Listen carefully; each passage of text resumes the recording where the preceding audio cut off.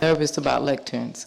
I was trying to find out from Mark how we had the same last name. I sort of have an idea, but I thought maybe he might want to explore, but we'll talk about that later. I've gone, as Mark knows, I've gone back and forth on this topic. And I think partly because I didn't want to out myself about it, but I thought this would be the forum to do it. One of the things that made me think about it was a couple of weeks ago, I was asked to comment during the funeral of Whitney Houston for Sky News. And I was brought up Roman Catholic, and I was brought up in under Vatican II, and Catholics know what that means, and also in the Latin tradition. So my whole religious upbringing was in the Latin Mass, and here I was, sitting there, I think because Sky News, you know, I come from Black America, so they figured I knew what this was all about, sat there and was commenting on it. But of course, I did know what it was all about. And as I sat there talking about the hymns and the gospel and the ritual and the fact that the choir was not wearing black because they had assumed, they knew in their faith that Whitney had died in Christ and that she had passed over, and so therefore she was in triumph, and that's why they wore white and gold. And all this poured out of me, a good Catholic girl who wouldn't have ever, barely knew these hymns, but I knew on some level. So I thought that I wanted to talk to you about identity because it made me think about that. A few days ago, just 2 days ago in fact, I was walking with a friend of myself and my husband, David. His name is Wes, and he's an American like me, and like me, has lived in another country other than the United States, and has become a citizen of that country. For my friend, his other country is France, and he has lived there for almost 30 years, I believe. He's much older than me, a year younger than my mother. Wes also has terminal cancer, but is doing really great and totally enjoying his life. We were talking about the differences between the American and British and French healthcare system, the pros and cons, and suddenly we started talking about being where we were right at that moment in France.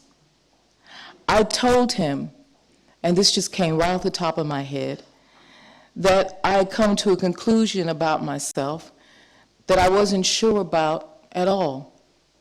All that I knew was that this conclusion was true.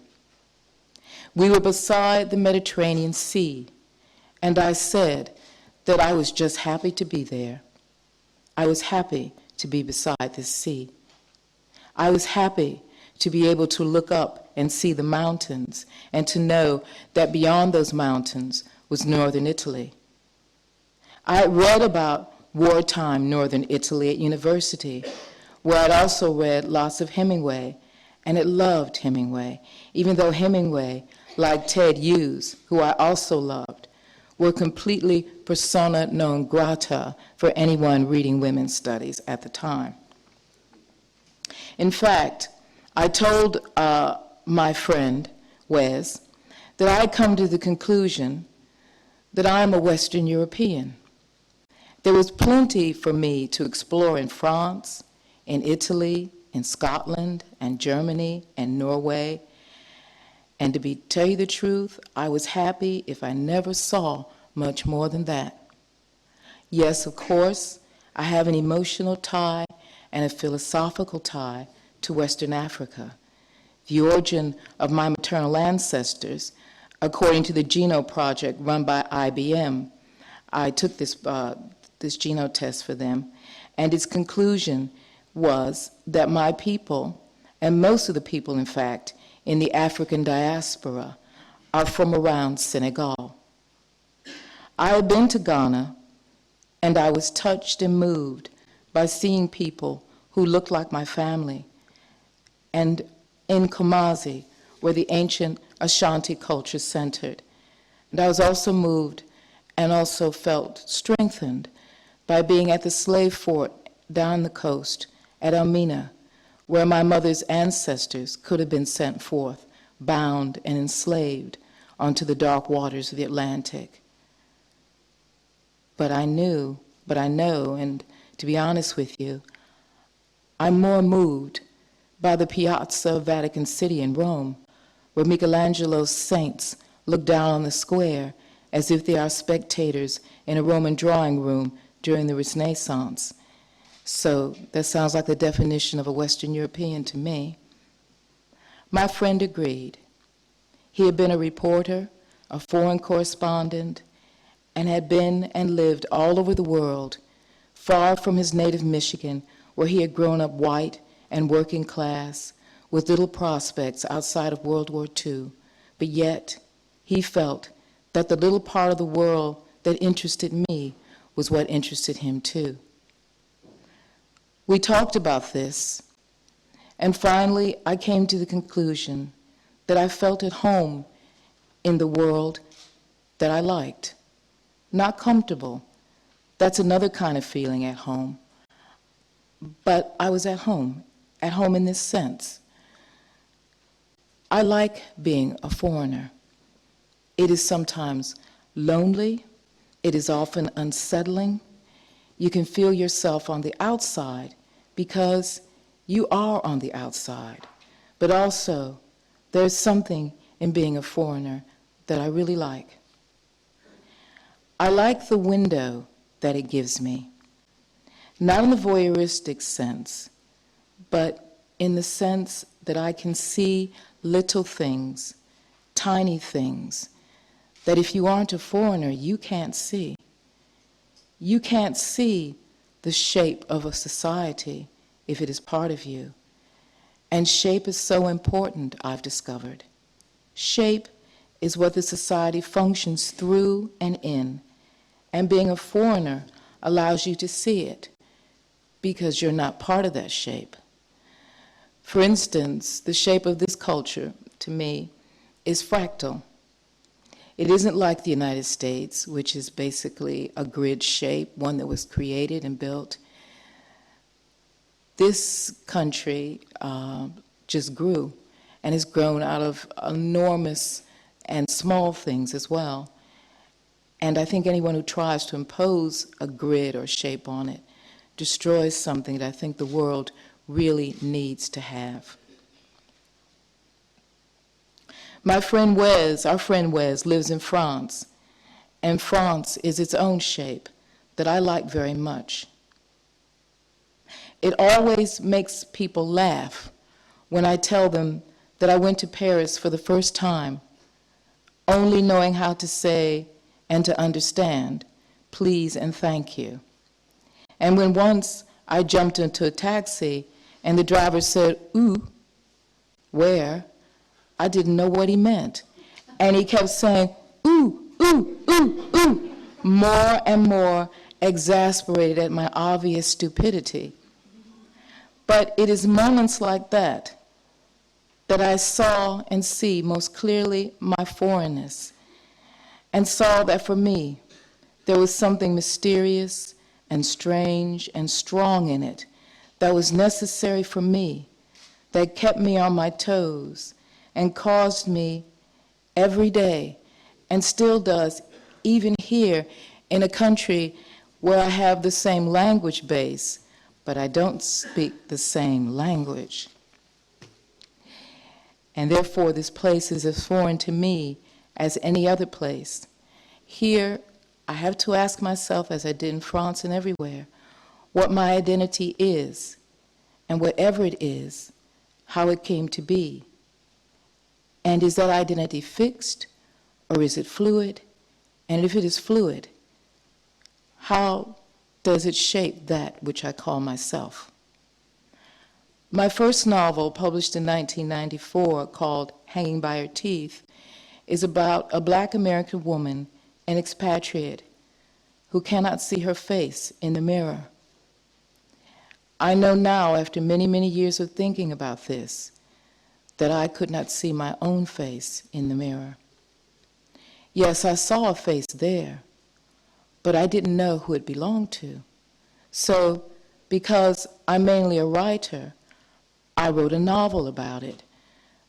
But it didn't mean that I'd finally seen my face and I was writing about the experience of discovery. No, it was just that I had known by then that I could put a name to what some, or maybe most people, would call a dysfunction. You see, as a child, the oldest of 7, I lived in my own world of books and dolls and the life in my head.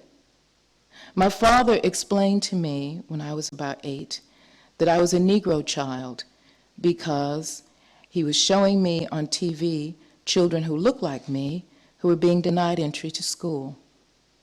This was during the civil rights era of the late 50s, early 60s. So I took on that mantle. Those children were me, and I was them, obviously. Later, when I became a teenager and Black Power came into being, I became a Black girl, young woman. I grew my afro, started talking the talk, and doing the walk. I scared my parents to death, but this was who I was. I just knew it. At the same time, I loved Robin Hood with Errol Flynn and was devastated when someone told me that Flynn had been a slave runner in Tasmania in his youth and a Nazi too. But it didn't stop me loving him swinging through those trees and stealing from the rich to give to the poor. That was me, but that wasn't a me that I could reveal at the Black Student Society meetings. But it was there, and was I relieved when I discovered that all that stuff was not true about Flynn, but I couldn't tell anybody about that either. In the 70s, I saw women fighting for the right to own their own bodies, and I felt that way too, so I became a Black woman feminist. But I changed it to womanist because the writer Alice Walker had explained that Black women were not feminists like white women were. We had a different history, so I adjusted the label. But as I was going around giving it all of this, I also wanted a conventional family life with a husband who came home and brought home the bacon and took care of me and kids and so forth. But I couldn't say that at the feminist meetings.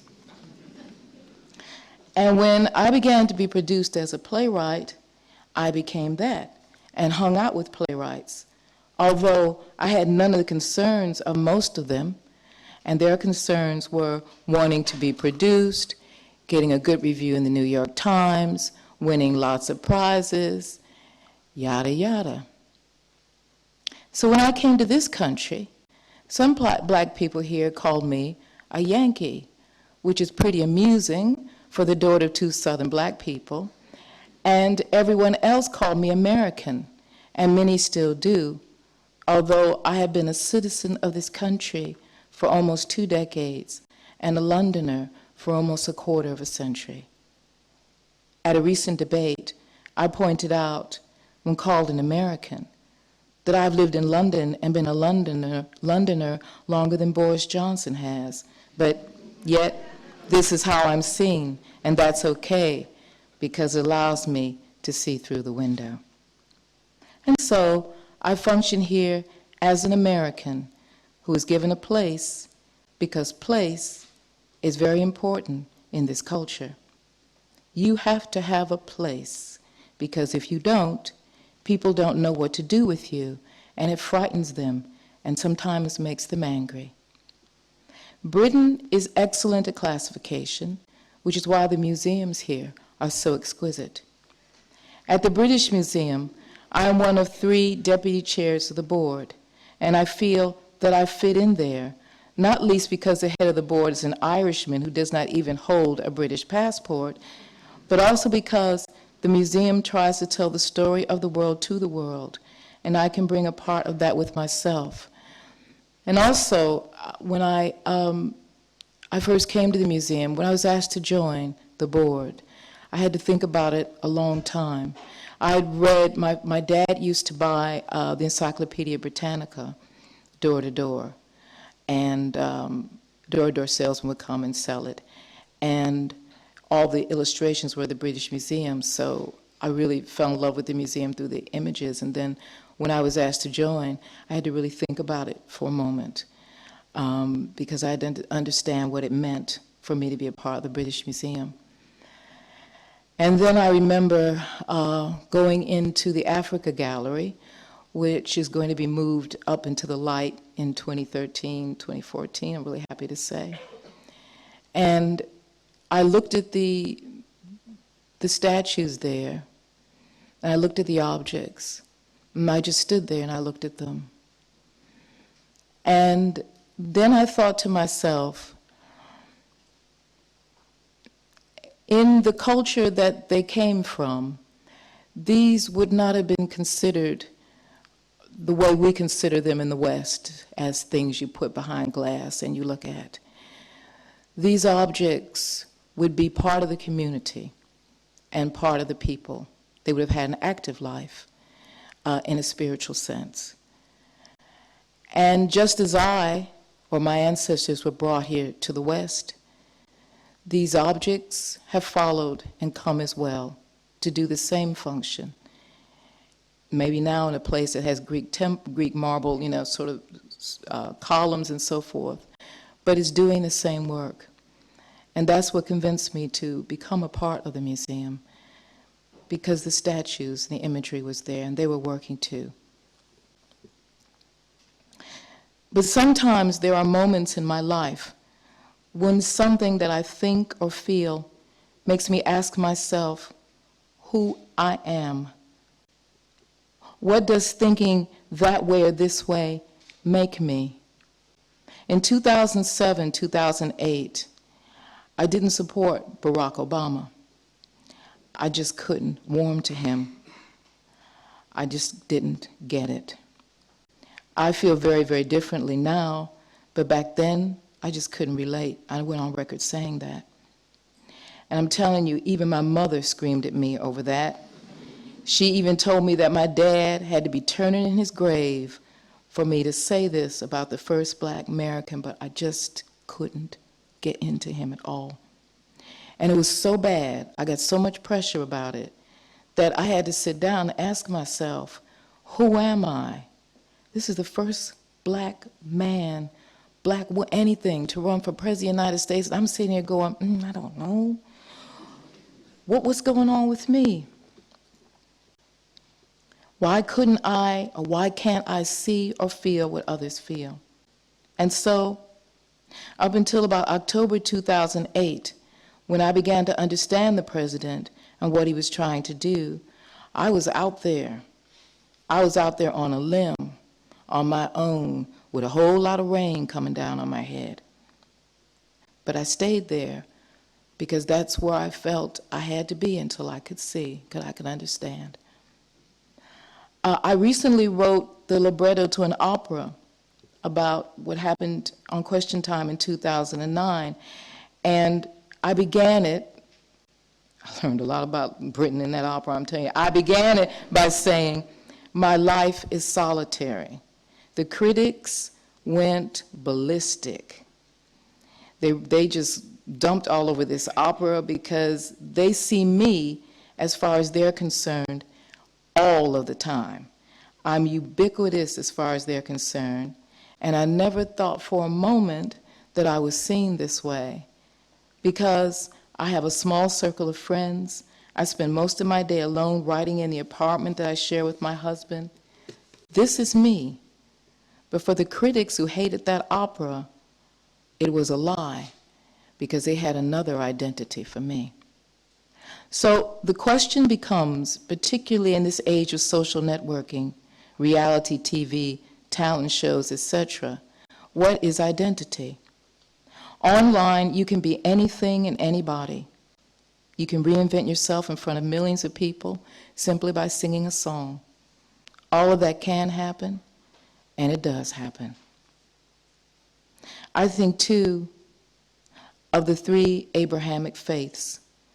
Judaism, Christianity, and Islam. I think of Moses coming down from the mountaintop with the tablets of the law after escaping from Egypt, and of Jesus emerging after his sojourn of 40 days in the desert, and the prophet after his journey to where he had to go to do the work that was revealed to him. And this fascinates me because they took on new identities. And those of you who are believers here, those of you who are adherents to these faiths, you are here because of that journey and because of the new identity. We are in a time now, once again, when identity is becoming highly fluid, but perhaps we can't take the good out of it, the useful, without going on a journey of transformation. I think that one of the keys to tackling the discontent of identity is quite simply to leave home, not only literally, but figuratively, even spiritually. Venture forth, walk into the unknown, dip your toe in the water, and take a swim, or drown, as the case may be. You will come to the surface. Maybe we don't take enough chances here. Maybe we don't go further. But this is how our species advanced. We went further. I mentioned earlier that genome project that I took part, organized by IBM, where they take a sample of your DNA from the saliva in your cheek. I discovered that 80,000 years ago, the ancestors on my mother's side came from the oldest family of humans. The purest example are located around Senegal. And that pure line vanishes below the Sahara. But every human being alive is descended from that family, everyone. So that means that someone or ones crossed the Sahara, went into what is now India. Some of them broke off and crossed into Oceania, where there was a landmass then, back over into what is now North Africa, and into what is now the Middle East, and then into Southern and Northern Europe. And the fact is that all of those identities stem from the L clan, they call Clan Laura.